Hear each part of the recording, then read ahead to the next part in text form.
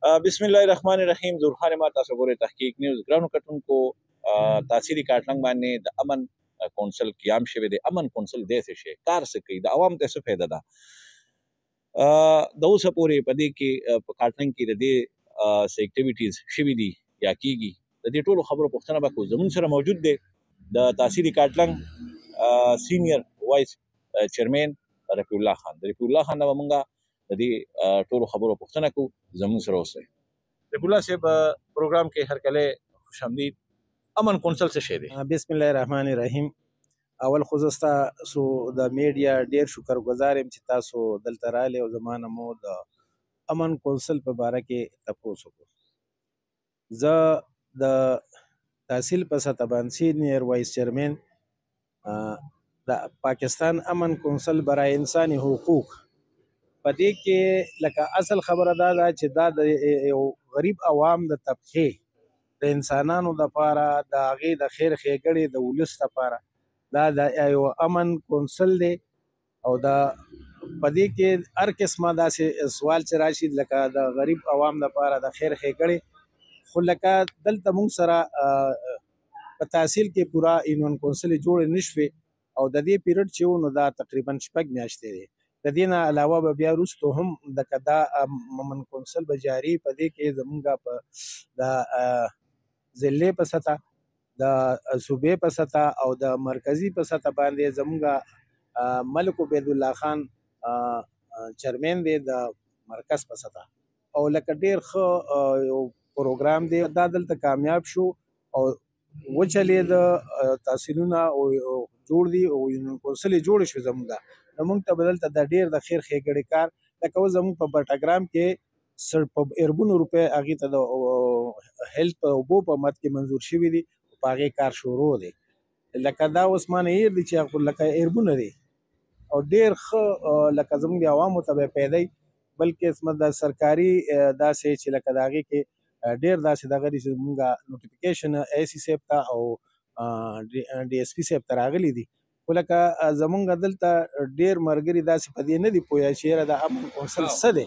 زموږ مقصد هم دا و چې یاره د امن کونسل داسې شي عوام ته څه فایده ده. زه لکه په حیثیت د سینیئر وایس چیرمین زه د تحصیل د عوامو ته خواست کوم چې راځئ دلته موږ سره په دې کې شمولیت وکړي او په دې کې د یو سی په سطح باندې چې لکه تنظیم جوړ شي نو د دې اله به موږ ته د دې ثمرات او د دې پیدا راځي چې زموږ دلته یونین کونسل کامیاب شي. تاسو سره دلته کې تحصیل په سطح خو به چیرمین یم، تاسو چیرمین څوک دی چې تاسو سره نورې خو دي یاد څه فعال شوي دي که نه؟ بالکل دلته زموږ سره چیرمین چې دی نو هغه د جمال ګړی ریاض دی، جنرال سیکرټري چې دی نو هغه شکیل دی د جمال ګړی دی هغه، او دغه دی د اریم خان غازی بابا چې هغه توره کړې ده بیا هم هغه خپل الو قاسمي یوسي جوړ کړی دی. ډېر ښه ایکټیو کسان یې شامل کړي دي، بلکې چې هغې په اخوا په ایجنسۍ کې یو تنظیم پلی شیرخانه کې جوړ کړی دی. ډېر ښه ښکلې ایکټیو کسان یې اخیستي دي. او دلته جمریز دی سینیئر نایب صدر دی، د پرنسپل صاحب دی د منتظر خان دی، او دا یو د سنګاو دی د محمد نور خان، د بابوزونه چې دی نو هغه هغه دی د ګلغفور خان زوی دی نعیم خان د الو. تاسو هوس تنظیمونه شروع دي اوس هم شروع کړي؟ بالکل زمونږ تنظیمونه شروع دي.